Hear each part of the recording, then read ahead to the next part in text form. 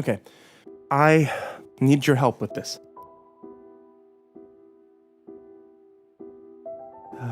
It's going to be a long story, but I feel that my safety or well-being could very well depend on this. This is video game related, specifically Majora's Mask, and this is the creepiest shit that has ever happened to me in my entire life. Having said that, I recently moved into my dorm room starting as a sophomore in college, and a friend of mine gave me his old Nintendo 64 to play. I was stoked, to say the least. I could finally play all those old games of my youth that I hadn't touched in at least a decade. His Nintendo 64 came with one yellow controller and a rather shoddy copy of Super Smash Bros. And while beggars can't be choosers, needless to say, it didn't take long until I became bored of beating up level 9 CPUs. That weekend, I decided to drive around a few neighborhoods about 20 minutes or so off campus, hitting up the local garage sales, hoping to score on some good deals from ignorant parents. I ended up picking up a copy of Pokemon Stadium, GoldenEye, F-Zero, and 2 other controllers for $2. Satisfied, I began to drive out of the neighborhood while one last house caught my attention. I still have no idea why it did. There was no cars there, only one table was set up with random junk on it, but something sort of drew me there. I usually trust my gut on these things, so I got out of the car, and I was greeted by an old man. His outward appearance was, for lack of a better word, displeasing. It was odd. If you asked me to tell you why I thought he was displeasing, I couldn't really pinpoint anything. It was just something about him that put me on edge. I can't explain it. All I could tell you is that if it wasn't in the middle of the afternoon and there were other people in shouting distance, I would not have thought about approaching this man.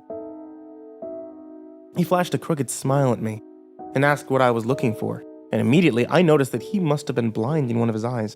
His right eye had that glazed over look about it. I forced myself to look into his left eye instead, trying not to offend, and I asked if he had any old video games. I was already wondering how I could politely excuse myself from the situation when he would tell me that he had no idea what a video game was, but to my surprise, he said he had a few in an old box. He assured me that he would be back in a jiffy and turned to head back into the garage. As I watched him hobble away, I couldn't help but notice what he was selling on his table. Littered across his table were rather peculiar paintings, various artworks that looked like ink blots that psychiatrists might show you. Curious, I looked through them. It was obvious why no one was visiting this guy's garage sale. There weren't exactly aesthetically pleasing items here. As I came to the last one, for some reason it looked almost like Majora's Mask. Same heart-shaped body with little spikes protruding outward. Initially, I just thought that since I was secretly hoping to find the game at these garage sales, some Freudian bullshit was projecting itself into the ink blots. But given the events that happened afterward, I'm not so sure. I should have asked the man about it. I wish I would have asked the man about it. I stared at the Majora-shaped blot. I looked up and the old man was suddenly there again, arm's length in front of me, smiling at me. I'll admit that I jumped out of reflex, and I laughed nervously as he handed me a Nintendo 64 cartridge. It was a standard gray color, except that someone had written Majora's Mask on it in permanent marker. I got butterflies in my stomach as I realized what a coincidence this was and asked him how much he wanted for it. The old man smiled at me and told me I could have it for free, that it used to belong to a kid who was about my age that didn't live here anymore. There's something weird about how the man phrased that, but I didn't really pay any attention to it then. I was caught up in not only finding the game, but getting it for free. I reminded myself to be a bit skeptical since it looked like a pretty shoddy cartridge and there was no guarantee that it would work. But then the optimist inside me interjected that maybe it was some kind of beta version or pirated version of the game, and that was all I needed to get back on Cloud 9. I thanked the man, and the man smiled at me and wished me well, saying, "Goodbye then." At least that's what it sounded like to me. All the way in the car ride home, I had a nagging doubt that the man had said something else. My fears were confirmed when I booted up the game. To my surprise, it worked just fine, and there was one save file, simply Ben. Goodbye, Ben, he was saying. Goodbye, Ben. I felt bad for the man, obviously a grandparent and obviously going senile, and I, for some reason or another, reminded him of his grandson, Ben. Out of curiosity, I looked at the save file, eyeballing it. I could tell that he was pretty far in the game. He had almost all the masks and 3/4 of the remains of the bosses. I noticed that he had used an owl statue to save his game. He was on day 3, and by the stone tower temple with hardly an hour left before the moon would crash. I remember thinking that it was a shame that he had come so close to beating the game, but he never finished it. I made a new file named Link out of tradition and started the game, ready to relive my childhood. For such a shady-looking game cartridge, I was impressed at how smoothly it ran, literally like a retail copy of the game, save for a few minor hiccups here and there, like textures being where they shouldn't be, random flashes of cutscenes at odd intervals, but nothing too bad. Honestly, however, the only thing that was a little unnerving was that at times the NPCs would call me Link, and at other times they would call me Ben. I figured it was just a bug, a fluke in the programming causing our files to get mixed up or something. It did kind of creep me out though after a while. And it was around after I had beaten the waterfall temple that I regrettably went into the save files and deleted Ben. I had intended to preserve the file just out of respect for the game's original owner, but it's not like I needed 2 files anyway. Hoping that that would solve the problem. It did, and it didn't. Now NPCs wouldn't call me anything. Where my name should be in the dialogue, there was just a blank space. My save file name was still called Link, though. Frustrated, and with homework to do, I put the game down for a day. I started playing the game again last night, getting the lens of truth and working my way through completing the Snowhead Temple. Now, some of you more hardcore Majora's Mask players know about the 4th day glitch. For those who don't, you can Google it, but the gist of it is that right as the clock is about to hit 000000 on the final day, you talk to the astronomer and look through the telescope. If you time it right, the countdown disappears and you essentially have another day to finish whatever you're doing. Deciding to do the glitch to try and finish the Snowhead Temple, I happened to get it right on the first try, and the time counter at the bottom disappeared. However, when I pressed B to escape the telescope, instead of being greeted by the astronomer, I found myself in the Majora's boss fight at the end of the game. The trippy boxed-in arena, staring at Skull Kid hovering above me. There was no sound, just him floating in the air, and the background music, which was regular for the area, but still creepy. Immediately, my palms began to sweat. This was definitely not normal. Skull Kid never appears here. I tried moving around the area. No matter where I went, Skull Kid would always be facing me, looking at me, not saying anything. Nothing would happen, though, and this kept up for around 60 seconds. I thought the game had bugged or something, but I was beginning to doubt that very much. I was about to reach for the reset button when text appeared on my screen.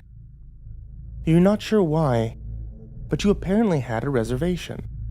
I instantly recognized that text. You get that message when you get the room key from Anju at the Stockpot Inn, but why was it playing here? I refused to entertain the notion that it was almost as if the game was trying to communicate with me. I started to navigate the room again, testing to see if there was some kind of trigger that enabled me to interact with something here. Then I realized how stupid I was. To even think that someone could reprogram the game like this was absurd. Sure enough, 15 seconds later, another message appeared on the screen, and again, like the first one, it was another pre-existing phrase. Go to the lair of the temple boss. Yes, no. I paused for a second, contemplating what I should press and how the game would react. When I realized that I couldn't select no, taking a deep breath, I pressed yes, and the screen faded to white, of the words, Dawn of a New Day, with the subtext, 111111 beneath it. Where I was ported to filled me with the most intense sense of dread and impending fear I had ever experienced.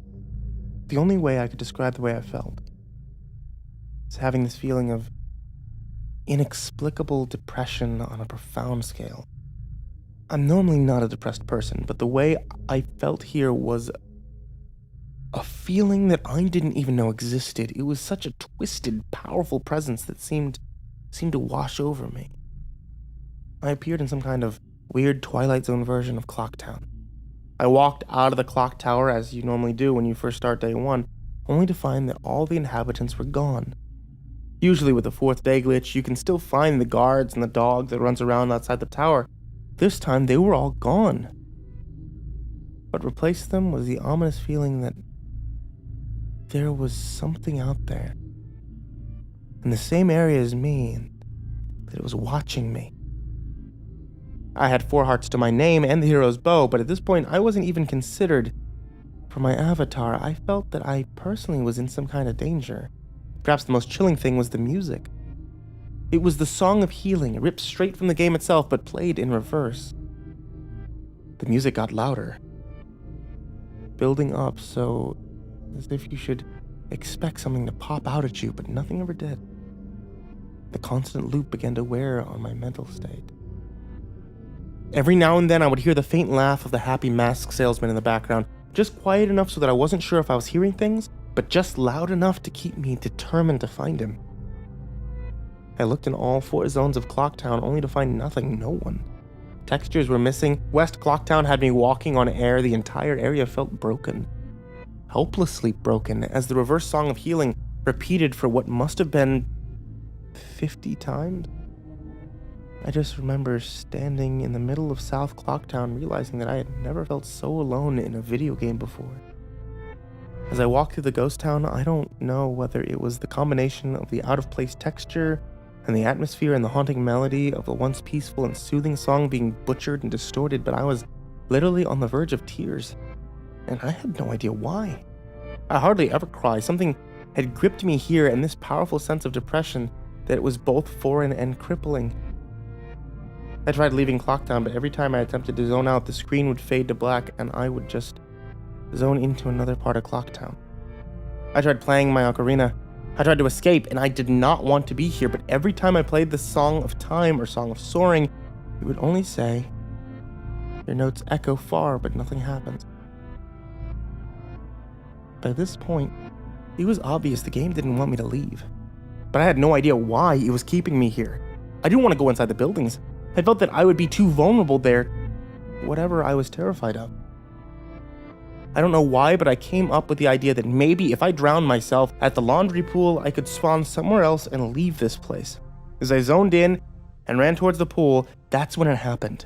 Link grabbed his head and the screen flashed for a brief moment of the happy mask salesman smiling at me, not Link, me, with Skull Kid's scream playing in the background, and when the screen returned, I was staring at the Link statue from playing the Song of Elegy of Emptiness.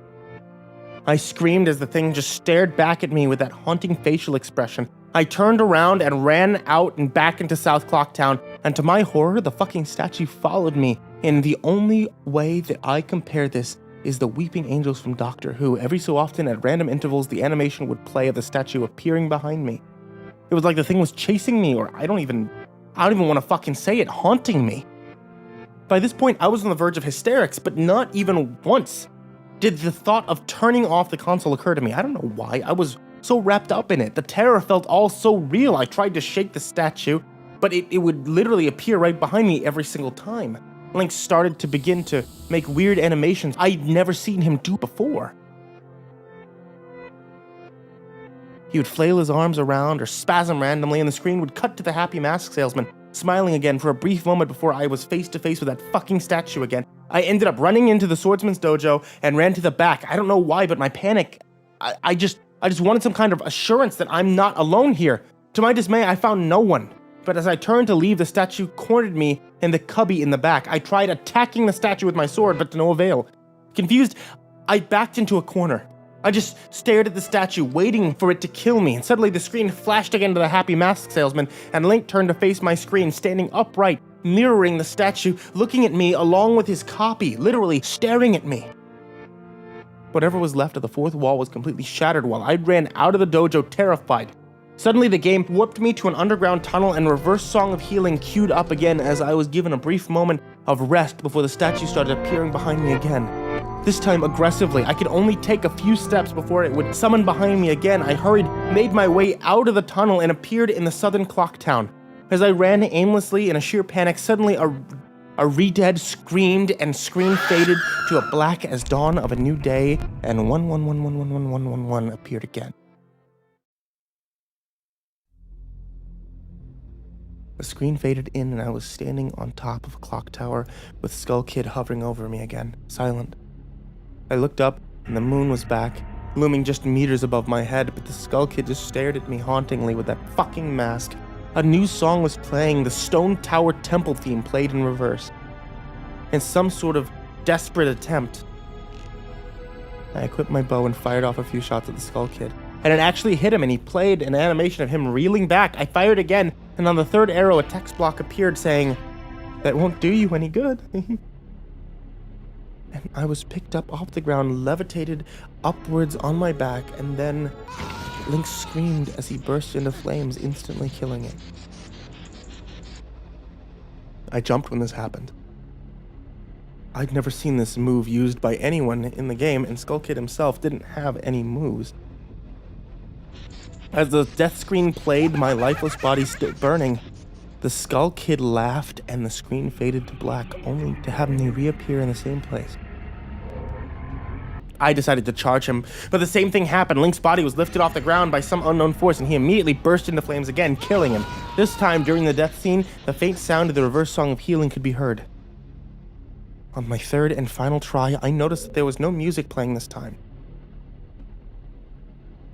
That all there was eerie silence. I remembered that in the original encounter with the Skull Kid, you were supposed to use the ocarina to either travel back in time or summon the giants, and I attempted to play the Song of Time. Before I could hit the last note, Link's body once again horrifically exploded into flames, and he died. As the death screen neared its end, it began to chug, as if the cartridge was trying to process a lot of something. And while the screen came to, it was the same scene as the first 3 times, except this time, Link was lying on the ground dead in a position I'd never seen in the game before. His head tilted toward the camera, and the Skull Kid floating above him. I couldn't move. I couldn't press any buttons. All I could do was just stare at Link's dead body. After around 30 seconds of this, the game simply fades out with the message, "You've met with a terrible fate, haven't you?" Before kicking you out to the title screen. Upon getting back to the title screen and starting again, I noticed my save file was no longer there. Instead of Link, it was replaced by Your Turn. Your Turn had 3 hearts, 0 masks, and no items. I selected Your Turn, and immediately when I did, I was returned to the clock tower rooftop scene with my Link dead and Skull Kid hovering over, and Skull Kid's laugh looping again and again. I quickly hit the reset button, and when the game booted up again, there was one more save file added, below Your Turn, entitled Ben. Ben's save file is right back where it was before I deleted it, at the Stone Tower Temple with the moon almost crashing. I turned off the game at that point. I'm not superstitious, but this is way too fucked up, even for me. I haven't played it at all today. Hell, I didn't even get any sleep last night. I kept hearing the reverse song of healing music in my head and just remembered the sense of dread I felt exploring Clocktown. I drove back to the old man's house today to ask him some questions with a buddy of mine. No way I was going there alone. Only to find that there was a for sale sign in the front yard, and when I rang the doorbell, no one was home. So now I'm back here writing down the rest of my thoughts and recording what happened. Sorry if some of this has grammatical errors and whatnot. I'm not sleeping quite so well. I'm terrified of this game, even more so now that I relived it a second time writing this all down. But I feel like there's still more to it that meets the eye, and that there's something calling to me to investigate this further. I think Ben is something in this equation, but I don't know what. And if I could get a hold of the old man, then I would be able to find some answers. I need another day or so to recuperate before tackling the game again. It's already taken a toll on my sanity. I feel like... But next time I do this, I'm going to be recording my footage all the way through. The idea to record only came to me towards the end, so you see the last few minutes of what I saw including the Skull Kid and the Elegy statue, but I'll post it on YouTube here. I'm gonna stay in this thread for a while longer, just before I fall asleep, to answer any questions while you guys might have any, or hopefully listen to your ideas or theories to help me shed some light onto this. Maybe things I should try to do. I think I'm gonna play Ben's file tomorrow to see what happens. Maybe I was supposed to do that all along. I don't believe in paranormal shit, but this is a little fucked up. Maybe this Ben guy is just a really good hacker or programmer. I don't want to think about the alternatives if he isn't.